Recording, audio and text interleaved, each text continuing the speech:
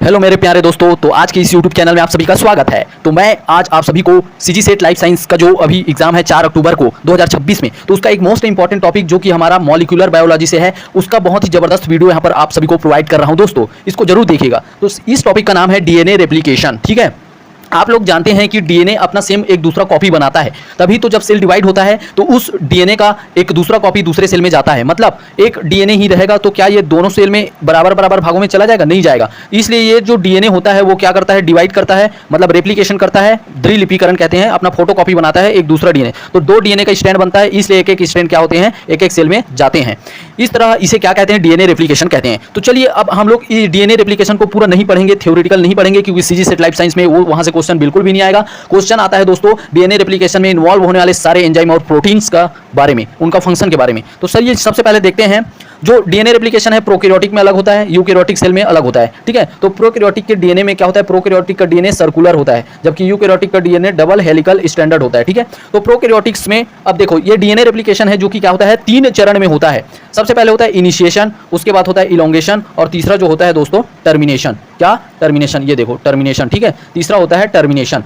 तो सबसे पहले इनिशिएशन में क्या होता है? प्रारंभ। ठीक है, मतलब स्टार्ट करना, शुरुआत करना। तो कौन कौन से प्रोटीन इसमें भाग लेते हैं? तो सबसे पहले होता है डीएनए ए प्रोटीन। किसकी बात कर रहे हैं हम लोग? प्रोकैरियोटिक्स में। तो प्रोकैरियोटिक्स में जब डीएनए रेप्लिकेशन होता है तो उसके इनिशिएशन में जो प्रोटीन होता है, सबसे पहले डीएनए ए प्रोटीन होता है। ये क्या होता है? एक प्रकार से एटीपी से बाइंड करता है। ठीक है, इसको समझाऊंगा। ठीक है, एटीपी के साथ आता है और एक जगह को बाइंड करता है डीएनए में और उस जगह को खोल देता है। तो उसके बाद दूसरा जो प्रोटीन होता है SSB, single standard binding protein. ठीक है, ये क्या करता है इसको भी समझाऊंगा। ठीक है, देखो ये यहाँ पर डायग्राम बनाया हूँ, ये देखो। ठीक है, तो सबसे पहले क्या करेगा? ये कोई डबल स्टैंडर्ड डीएनए है। ठीक है, और यहाँ पर सिग्नल सीक्वेंस है, यहाँ पर डीएनए ए प्रोटीन आकर बाइंड करेगा। ये देखो डीएनए ए प्रोटीन आके बाइंड किया। अब देखो डीएनए ए प्रोटीन एटीपी के साथ आके बाइंड किया है, अब इस जगह को खोल देगा, यहाँ खुलेगा। ठीक है, जहाँ बाइंड करता है वहाँ नहीं खुलता। डबल स्टैंडर्ड जो डीएनए होता है, जिस जगह डीएनए प्रोटीन बाइंड करता है वहाँ नहीं खुलता, जबकि उसके अपोजिट दूसरे जगह खुलता है। तो यहाँ इस तरह से ऐसे ओपन हो जाएगा। ठीक है, ऐसे ओपन हो जाएगा।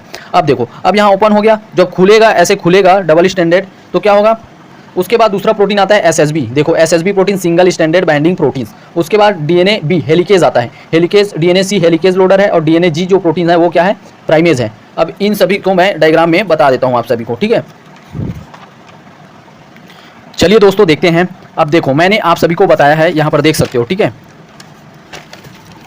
ये देखिए, आप यहां पर देख लो एक बार। ठीक है, इनिशिएशन में कौन कौन से प्रोटीन इन्वॉल्व होते हैं? मतलब शुरुआत करेगा। ठीक है, पहले खोलेगा, उसके बाद वो शुरुआत करेगा डीएनए रेप्लिकेशन करने के लिए। इलोंगेशन में अब शुरुआत हो गया, लेकिन जैसे ही स्टार्ट हुआ अब स्पीड को बढ़ाना है, सटाक से इलोंगेट करना है, रेप्लिकेशन को स्पीड देना है, तो इलोंगेशन प्रोसेस कहलाता है। इसमें क्या कौन कौन से एंजाइम भाग लेते हैं? डीएनए पॉलीमरेज थर्ड प्रोकैरियोटिक्स में, और एसएसबी प्रोटीन, डीएनए गाइरेज। डीएनए गाइरेज का क्या काम होता है मैं नेक्स्ट पेज में बताऊंगा। डीएनए लाइगेज, बीटा क्लैम्प्स और गामा कॉम्प्लेक्स। ठीक है, ये सब, ये क्लैंप है और ये गामा कॉम्प्लेक्स क्या है? क्लैंप लोडर है। अब देखो टर्मिनेशंस। टर्मिनेशन में जो एंजाइम भाग लेते हैं, टर्मिनस बाइंडिंग प्रोटीन, टस प्रोटीन और डीएनए टोपोआइसोमरेज 4। इनको आप अच्छे से याद रख लेना, क्वेश्चन यहीं से आएगा। ठीक है, अब देखो उसी प्रकार से यूकैरियोटिक में कौन कौन से प्रोटीन भाग लेते हैं? जैसे कि इसमें एसएसबी प्रोटीन होता है, तो इसके जगह में यूकैरियोटिक्स में डीएनए रेप्लिकेशन में कौन सा प्रोटीन होता है? रेप्लिकेशंस प्रोटीन्स ए, रपा बोल सकते हो इसको। ठीक है, उसी प्रकार से डीएनए भी हेलिकेज का काम करता है प्रोकैरियोटिक में, तो उसके जगह में यूकैरियोटिक में MCM, mini chromosomal maintenance protein.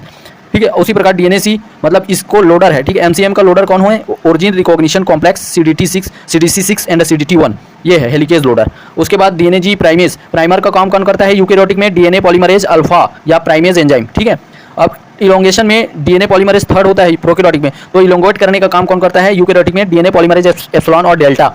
उसी प्रकार से एसएसबी प्रोटीन की जगह रपा होता है, इसको तो यहाँ बता दिया हूँ। अब देखो डीएनए गाइरेज जो कि क्या करता है? पॉजिटिव सुपर कॉइलिंग को खोलने का काम करता है प्रोकैरियोटिक में। वैसे यूकैरियोटिक में टोपोआइसोमरेज फर्स्ट और टोपोआइसोमरेज सेकंड जो होता है वो पॉजिटिव सुपर कॉइलिंग को रिमूव करने का काम करता है। रिमूव, ठीक है, रिमूव करने का काम करता है। डीएनए लाइगेज होता है फर्स्ट, जो कि ओकाजाकी फ्रेगमेंट को जोड़ता है, और पकना मतलब proliferating cell nuclear antigen binding proteins. ठीक है, proliferating cell nuclear antigen binding जो प्रोटीन होती है क्लैम्प का काम करती है। किसमें? यूकैरियोटिक डीएनए रेप्लिकेशन में। और क्लैम्प लोडर, इस क्लैम्प का लोडर का काम कौन करता है? RFC, replication factor C protein. ठीक है, ये काम करता है, ये क्लैम्प लोडर का काम करेगा।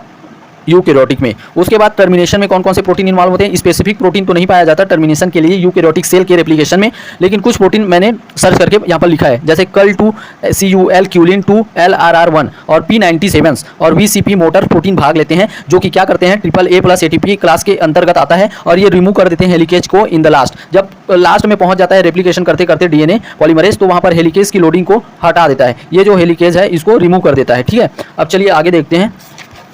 अब देखो मैंने यहाँ पर बताया है कि सबसे पहले ये डीएनए का डबल हेलिक्स है, देखो इधर जुड़ा हुआ है। ठीक है, ये देखो डीएनए जुड़ा हुआ है, ए हो गया, टी हो गया, सी हो गया, जी हो गया, टी हो गया, ए हो गया, ये सब ये डबल स्टैंडर्ड डीएनए है। तो सबसे पहले क्या होगा, यहाँ पर किसी जगह जहाँ पर इसको बोलते हैं, इस जगह को ओराइसी, ओरिजिन ऑफ रिकॉग्निशन, जिस जगह को डीएनए ए प्रोटीन रिकॉग्नाइज करता है डीएनए के जिस सीक्वेंस को, उस जगह को ओराइसी कहते हैं, ओरिजिन कॉम्प्लेक्स। अब ये डीएनए ए किसके साथ आया है? एटीपी लेकर आया है। अब ये क्या करेगा, इस जगह को खोलेगा, इसके दूसरे जगह, इससे पहले जो सीक्वेंस होगा उस जगह को खोल देता है। देखो ये पूरा खुल गया। अब खुला तो कौन आएगा? सबसे पहले कौन आएगा? सिंगल स्टैंडर्ड बाइंडिंग प्रोटीन आएगा। ठीक है, ठीक है, तो सिंगल स्टैंडर्ड बाइंडिंग प्रोटीन आएगा और हेलिकेज आएगा। ठीक है, देखो ये क्या है? एसएसबी प्रोटीन है, सिंगल स्टैंडर्ड बाइंडिंग प्रोटीन, ताकि वापस और मत जुड़े, दोनों स्टैंड आपस मत जुड़े। अब खुल गया है तो इसको वापस जुड़े मत करके रोकने के लिए कौन बाइंड करता है? Single standard binding protein. उसके बाद कौन बाइंड करता है? देखो हेक्सामर, ये 6 यूनिट का बना हुआ हेलिकेज है, जिसे डीएनए बी कहते हैं। डीएनए बी किसमें बोलते हैं? प्रोकैरियोटिक्स में। अब इसको लोडिंग करने वाला कौन प्रोटीन होता है? डीएनए सी। देखो हेलिकेज के जस्ट पीछे यहाँ पर बनाया हुआ हूँ, हेलिकेज सी, ये होता है हेलिकेज लोडर।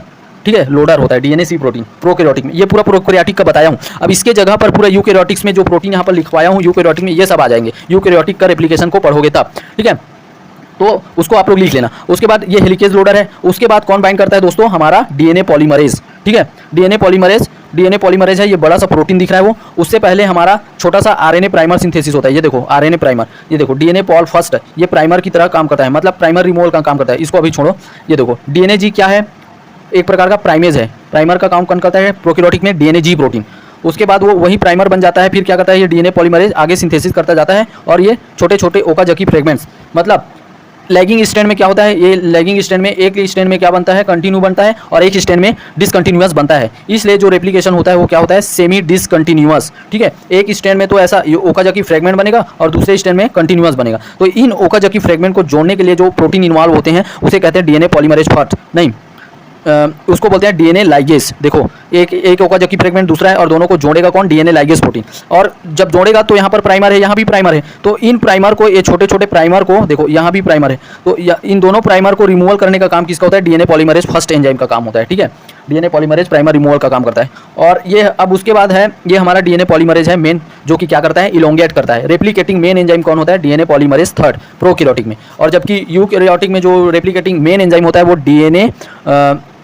डीएनए एप्सिलॉन्स और डेल्टा, डीएनए पॉलीमरेज एप्सिलॉन और डेल्टा होता है यूकैरियोटिक रेप्लिकेटिंग एंजाइम। ठीक है, अब आप लोग को समझ आ गया होगा। ठीक है, अच्छे से याद कर लेना इन प्रोटीन को, यहाँ से क्वेश्चन आना 100% फिक्स है।